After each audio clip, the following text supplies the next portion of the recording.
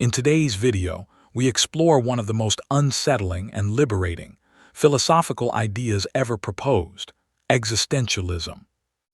Unlike philosophies that promise meaning, destiny, or purpose handed down from above, existentialism begins with a disturbing claim. Life has no built-in meaning. And yet, it is precisely this absence that gives us freedom. Today, we'll examine how existentialist thinkers understood meaning, responsibility, and what it truly means to live an authentic life.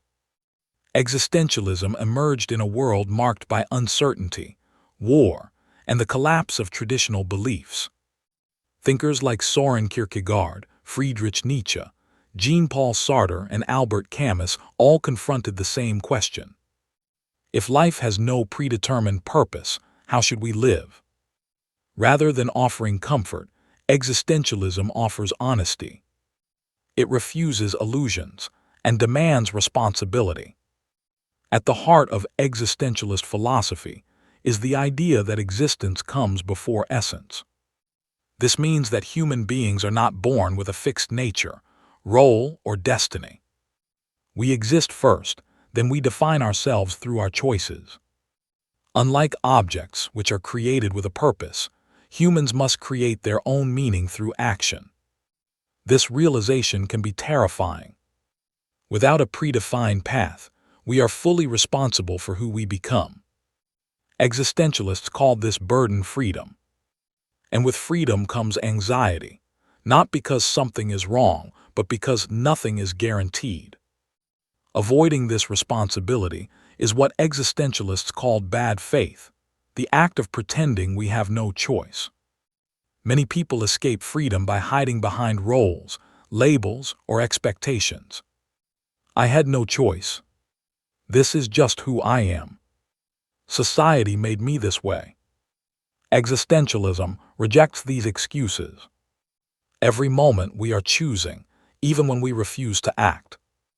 Authenticity in existentialist thought means facing reality without illusions. It means accepting that life offers no guarantees, no scripts, and no cosmic approval.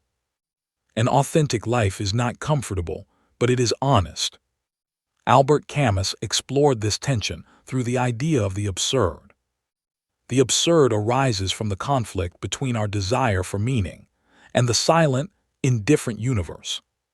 The universe offers no answers. And yet we keep asking. Camus rejected both despair and false hope. Instead, he proposed rebellion, not against life, but against meaninglessness itself. To live fully is to continue creating meaning, even while knowing it is fragile and temporary. For existentialists, meaning is not something you discover, it is something you build.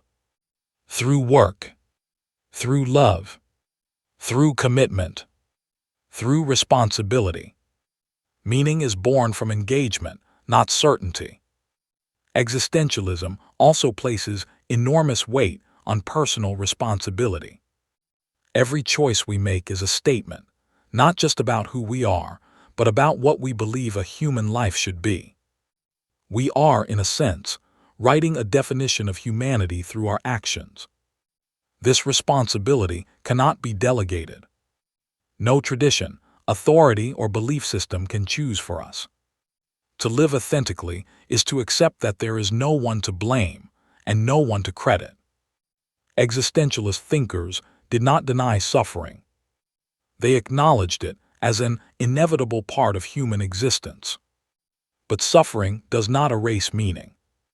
It challenges us to create it under pressure. In a world without guarantees, courage becomes essential. Not the courage to succeed, but the courage to choose, knowing you may fail. To act anyway. To commit anyway. Existentialism does not promise happiness. It promises honesty.